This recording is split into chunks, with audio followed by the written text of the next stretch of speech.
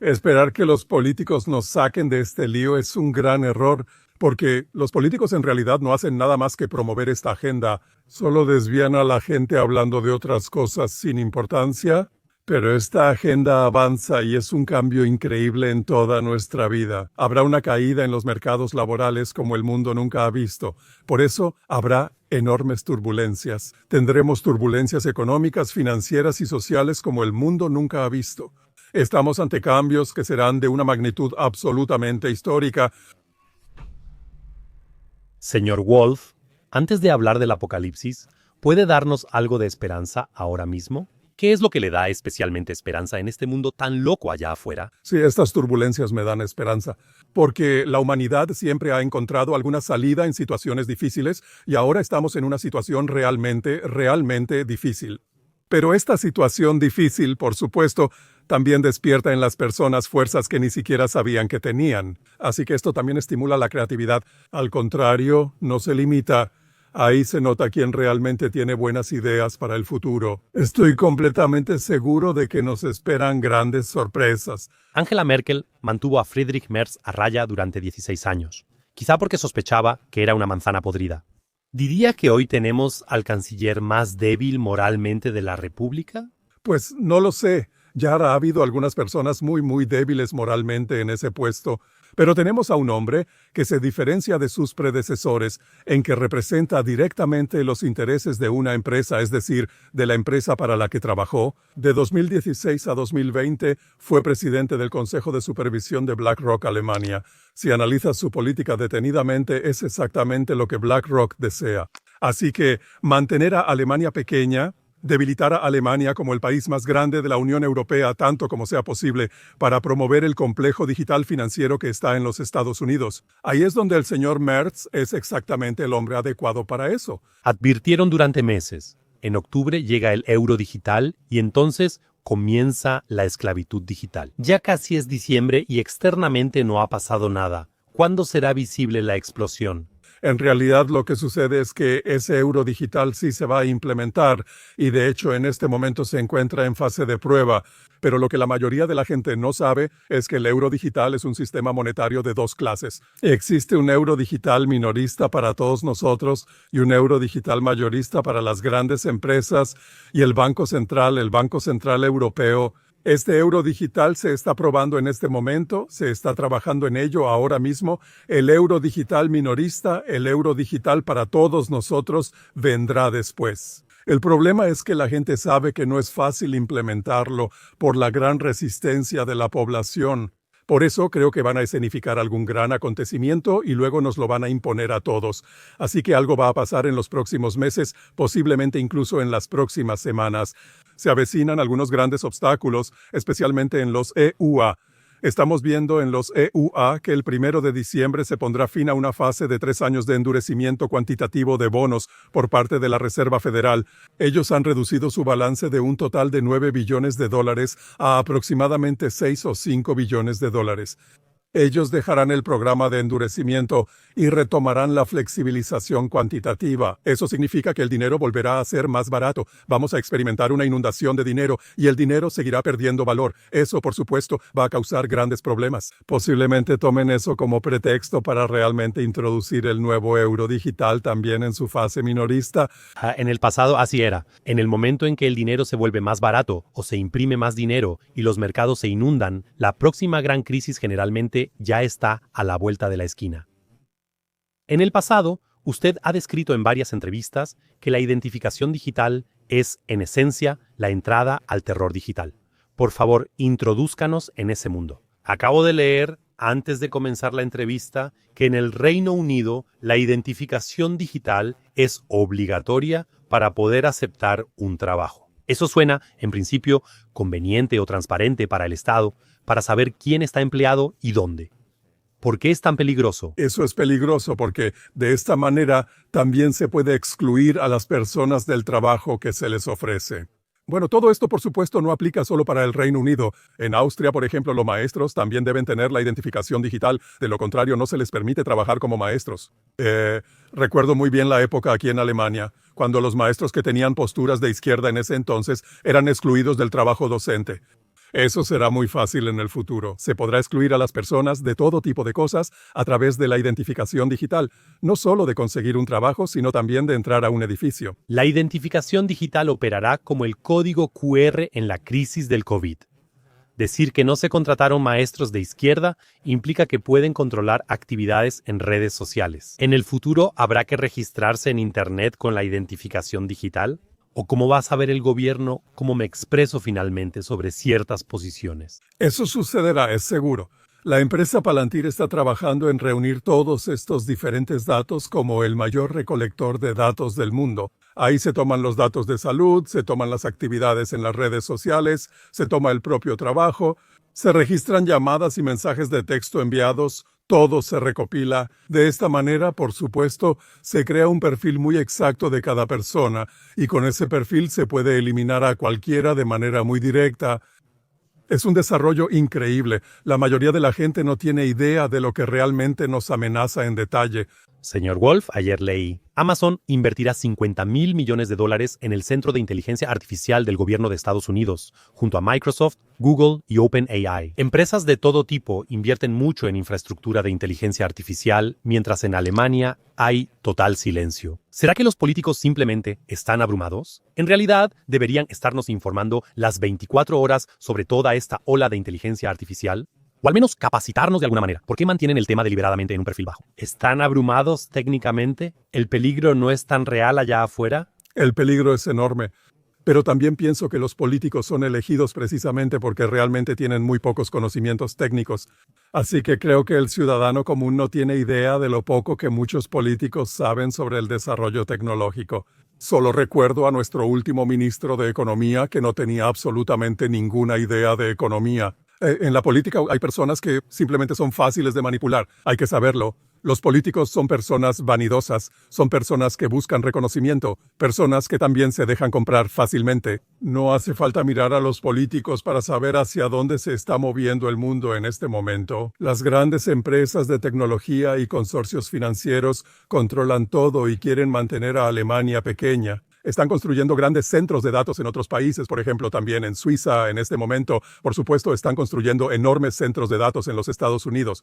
Pero eso no es un gran avance para todos nosotros. Estos centros de datos no nos benefician a todos, sino que solo benefician a una pequeña minoría que en este momento nos gobierna, manipula y aterroriza a todos. ¿Cuándo llegará ese momento, señor Wolf?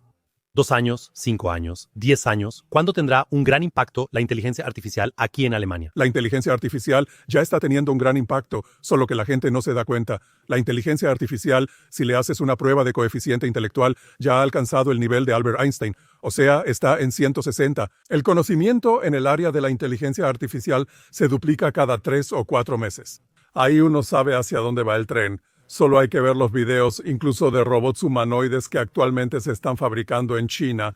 Nos espera un futuro realmente aterrador si todo esto sigue así. Esperar que los políticos nos saquen de este problema es un gran error, porque los políticos en realidad no hacen otra cosa más que promover esta agenda y simplemente engañar a la gente hablando de otras cosas sin importancia.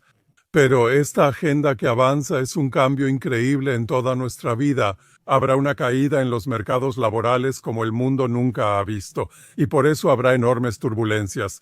Habrá turbulencias económicas, financieras y sociales sin precedentes. Estamos ante cambios que serán de una magnitud absolutamente histórica. Quizá pienses, los de arriba tienen la culpa y el gobierno se encarga de mí. Pero, siendo sincero, ¿cuánto tiempo más vas a esperar a que alguien más se haga cargo de tu vida? La verdad es, nadie vendrá a salvarte. Pero eso no es una mala noticia. Esa es tu oportunidad. Si quieres aprovecharla, asiste a nuestro seminario web el 15 de diciembre a las 7 de la noche.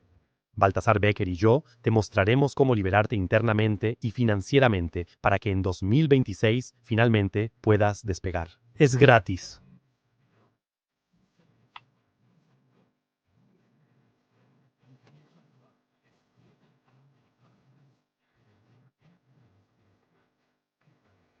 Mencionó el crecimiento exponencial de ChatGPT o la inteligencia artificial, que crecería un 300% anual. Entonces, este año estamos hablando de un factor de 4, el próximo año de un factor de 16, en 5 años de un factor de 1056 y en 6 años de un factor de más de 4000. Siempre lo llaman el Gran Reinicio 2030. ¿Qué nos espera ahí? Solo hay que pensar qué trabajos podrán sobrevivir entonces. La verdad, casi no conozco ningún trabajo que pueda sobrevivir. Geoffrey Hinton, el desarrollador principal de Google, dijo hace poco después de una entrevista, cuando le preguntaron qué trabajo les recomendaría a sus nietos. Les sugeriría ser plomeros, aunque no puedo asegurarles empleo por más de 5 años. ¿Está ocurriendo algo que los medios masivos nos están ocultando en gran medida? Solo hay que pensarlo. En Alemania, 5 millones trabajan en administración y perderán sus empleos para 2030 con certeza. ¿Qué sucederá con esas personas si hay 5 o 6 millones de desempleados? Pero también un Estado que al final de cuentas ni siquiera tiene la capacidad financiera para darles tanto dinero como para que puedan llevar una vida feliz. Entonces se recurrirá a lo que ya se ha estado planeando desde hace algún tiempo. Se implementará el ingreso básico universal, dando a las personas una cantidad mensual de dinero. Este ingreso básico universal no funcionará a largo plazo, ya que la industria reaccionará de inmediato. Imagínate, hay 6 millones de desempleados y cada uno recibiría 1.500 euros al mes del gobierno. La industria lo sabrá y ajustará sus precios al saber que ese dinero tiene fecha de caducidad. Eso significa que muy pronto entraremos en una espiral inflacionaria que se convertirá en una inflación galopante y luego en una hiperinflación. No hay solución para estos problemas. Nuestro principal impuesto y la mayoría de los ingresos fiscales vienen de la clase media que será destruida de inmediato. En este momento se está perdiendo mucho debido a la inteligencia artificial. Algunas de las grandes empresas utilizarán la inteligencia artificial y como resultado tendrán aún más éxito. Pero la clase media va a sufrir por eso. Se va a seguir desmoronando. Eso hará que haya cada vez menos impuestos. Por lo tanto, el Estado tendrá que ahorrar cada vez más con la gente. Estamos frente a una enorme ola de medidas de austeridad. Así que realmente veo que se avecinan grandes turbulencias para nosotros. Al principio mencionó brevemente a Trump. Las últimas semanas eso me desconcertó un poco. Mamdani, el nuevo alcalde de Nueva York, llamó a Trump un fascista de derecha. Trump llama a Mamdani fascista de izquierda. Y luego, unos días después, en la presentación en la Casa Blanca, se abrazan y actúan como si fueran los mejores amigos, como si tuvieran una bromance. ¿También lo ven así? Esas imágenes son perturbadoras, porque afuera es el espectáculo perfecto. Que todos se canibalizan de alguna manera en público y luego, por detrás, van y se reúnen todos, beben juntos. Así es, así era antes también. En su primera campaña, Trump afirmó que si él era presidente, Hillary Clinton iría de inmediato a la cárcel. En su toma de posesión asistió Hillary Clinton y ambos se saludaron cordialmente. Tenemos que dejar de creerle cualquier palabra a los políticos y también dejar de mirar a los políticos para saber lo que nos espera en las próximas semanas. Los políticos no son más que marionetas, los verdaderos poderosos de nuestra época están en el trasfondo y controlan a todos estos políticos, mucho más poderosos que el señor Merz. Por ejemplo, está Larry Fink, director general de BlackRock, quizá el hombre más poderoso del mundo, pero él mismo ya depende de la inteligencia artificial, porque el poder de Larry Fink se basa en gran parte en el sistema de análisis de datos financieros Aladdin. Eso, a su vez, está conectado a la inteligencia artificial, de la cual dependen también los grandes bancos centrales. Ya no es una persona la que controla todo el sistema financiero que nos domina a todos, sino la inteligencia artificial. El escándalo de Epstein parece resurgir de nuevo en Estados Unidos. ¿Cree usted que eso será el gran obstáculo para Donald Trump? Creo que Donald Trump siempre ha sido chantajeado, no solo por el caso Epstein en Estados Unidos, sino también por sus vínculos con Rusia. Sabemos que antes tenía relaciones comerciales muy dudosas con Rusia, incluso colaboró en parte con la mafia rusa. Él mismo ha estado en San Petersburgo. De hecho, se dice que circulan algunos videos sobre él que no lo dejan muy bien parado. Creo que Donald Trump está siendo chantajeado por todos lados y simplemente está aprovechando la oportunidad para sacar el mayor provecho posible. Creo que lo van a reemplazar en los próximos meses. Se puede ver en el fondo que J.D. Vance solo está esperando. Vemos que Marco Rubio también está esperando. Obviamente no están de acuerdo. Uno es patrocinado por Peter Thiel y el otro por Larry Ellison, jefe de Oracle. Creo que ambos no están de acuerdo, así que podría haber una pequeña lucha de poder. Pero lo importante es que ambos solo representan al complejo digital financiero de Estados Unidos. ¿Usted cree? Esa es también la razón por la que Donald Trump provocó el cierre de gobierno más largo en la historia de Estados Unidos, para que estos escándalos se ocultaran al final. Sí, claro, esa es también una de las muchas razones para eso. También el uso de la Guardia Nacional en todas partes. Él hizo que la Guardia Nacional se desplegara en algunas ciudades demócratas. También sus acciones militares contra Venezuela. Todo eso son enormes maniobras de distracción, aunque por supuesto también pueden volverse serias. Veo muy probable una guerra contra Venezuela como consecuencia o como una acción paralela a la expansión de la guerra en Medio Oriente. Para mí, la agenda en el trasfondo parece ser que Estados Unidos intenta retirarse poco a poco de Ucrania, pero que luego actuarán junto con Israel contra Irán. Irán cerrará entonces el estrecho de Hormuz y Estados Unidos ocupará Venezuela para obtener su petróleo desde ahí. Así que creo que hay una gran agenda detrás de todo esto que apuesta por las guerras. La industria armamentista crece de forma inimaginable tanto en Occidente como en Oriente. En Rusia el gasto en armamento aumentó un 30% solo en el año 2024. ¿Por qué? ¿Por qué es Venezuela tan relevante para los estadounidenses? Usted lo mencionó hace un momento. ¿Las reservas de petróleo? ¿Venezuela realmente las tiene? Ese es el país con las mayores reservas del mundo, o sea, más grandes que Arabia Saudita, más que Irak e Irán juntos. Así que eso es muy interesante. Además, tiene un presidente que desde hace mucho tiempo siempre se ha presentado ante el pueblo como de izquierda. Eso, por supuesto, también es un buen objetivo ideológico para Donald Trump, quien ha determinado que la izquierda es responsable de la gran miseria del mundo, para desviar la atención de que las empresas digitales y financieras son las responsables. Así, todo encaja perfectamente. Creo que si realmente se cierra el estrecho de Hormuz, entonces para Venezuela será muy incómodo. ¿Por qué los medios elogian tanto a Donald Trump por el plan de paz para Gaza? Y con el plan de paz para Ucrania, luego dicen, no, hay que matizarlo. Tuvo un mal día al anunciarlo. ¿De dónde viene esa doble moral? Sí, es absolutamente increíble. O sea, en Gaza, hay que decirlo, en la franja de Gaza tampoco hay paz. Israel no se ha vuelto más pacífico desde el acuerdo. Israel ha atacado Siria en los últimos días, ha atacado Líbano. No se nos informa nada de eso. Prácticamente no nos enteramos. Para mí, Ucrania sirve como una gran distracción para que se esté preparando una guerra más grande en Medio Oriente. Por supuesto, también hay que decir que Donald Trump también está bajo presión. También los estadounidenses, la industria armamentista estadounidense, apenas puede mantenerse al día con el suministro de armas en todo el mundo. Ellos también necesitan una pausa. Entonces hay que esperar un tiempo, pero la agenda, esa eventualmente se implementará y la agenda claramente apunta hacia la guerra. El director general de Rheinmetall dijo recientemente que vive en una Wonder World. ¿Cómo reacciona usted ante declaraciones como esas? Ya estoy acostumbrado a muchas cosas. Ya no soy joven, he seguido el desarrollo político por más de medio siglo. Pero debo decir que el cinismo que prevalece actualmente, hace 30 años la gente todavía lo habría notado. Hoy en día, evidentemente, ya no lo notan. Los tiempos se han vuelto más fríos, crueles y brutales, incluso en el lenguaje. Solo tenemos que considerar que justo ahora las acciones de Rheinmetall también han caído. Y luego se acuñó la palabra miedo a la paz, es decir, los inversionistas están impulsados por el miedo a la paz, o sea, la palabra miedo a la paz. Ni George Orwell pudo imaginar eso. Eso es tan perverso. Ni siquiera ese hombre llegó a tales profundidades mentales. El 70% de los alemanes se siente sobreestimulado, excitado y abrumado en el mundo actual. ¿Qué les recomendaría usted a estas personas para que de alguna manera puedan volver a acercarse a sí mismas? Sí, alejarse del ámbito digital tanto como sea posible, porque eso es bastante sencillo. Nuestro cerebro trabaja a una velocidad de 10 bits por segundo.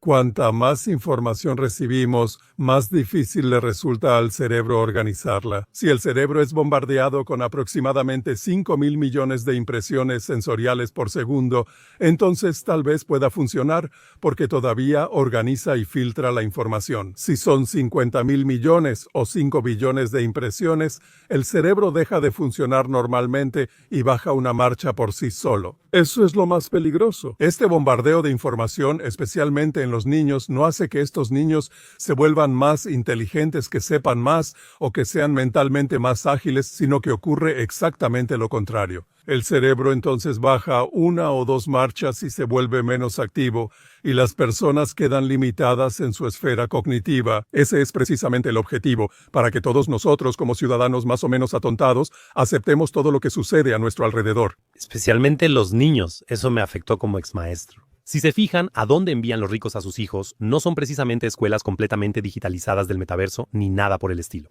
Son escuelas Waldorf, escuelas Montessori, escuelas en la naturaleza, o sea, realmente escuelas donde todavía se tienen experiencias táctiles. Hasta los 14, 15 o 16 años empiezan a usar esas aplicaciones. ¿Será esa la brecha entre ricos y pobres en el futuro? Eso demuestra cuánto tiempo pasan ya los jóvenes en los dispositivos digitales. He hecho encuestas en escuelas y muchas veces existe el tiempo digital. Estudiantes de octavo y noveno grado usan dispositivos digitales entre 8 y 10 horas durante y después de la escuela. Sí, eso es realmente terrible. La gente también debería prestar atención cuando escuche que las escuelas Waldorf y las escuelas Montessori están floreciendo como nunca antes, especialmente en Silicon Valley.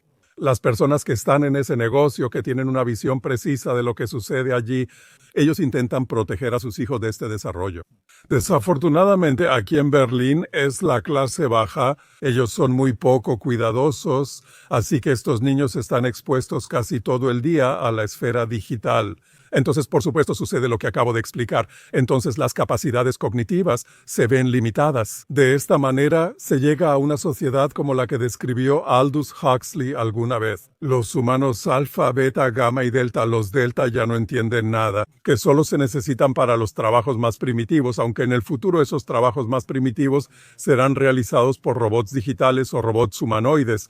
Entonces, estas personas son lo que Yuval Noah Harari llama comedores inútiles.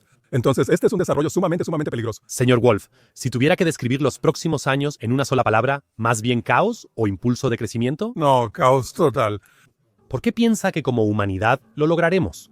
Porque antes también hubo ese caos. Ahora enfrentamos este caos tecnológico, pero en la historia también hubo momentos en que se creyó que todo acabaría, ya sea la peste en la Edad Media, o las grandes inundaciones del pasado, o la Primera Guerra Mundial cuando ocurrieron los primeros ataques con gas.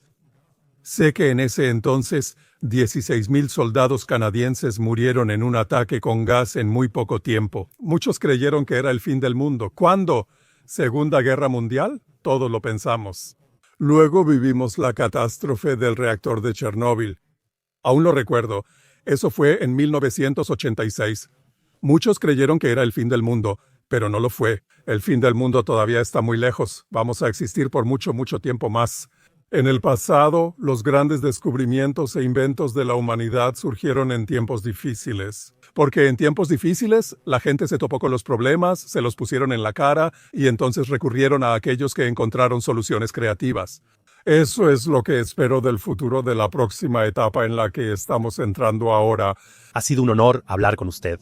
Muchas gracias y mis mejores deseos para usted y su familia. Muchas gracias. Le deseo lo mismo a usted y a su familia.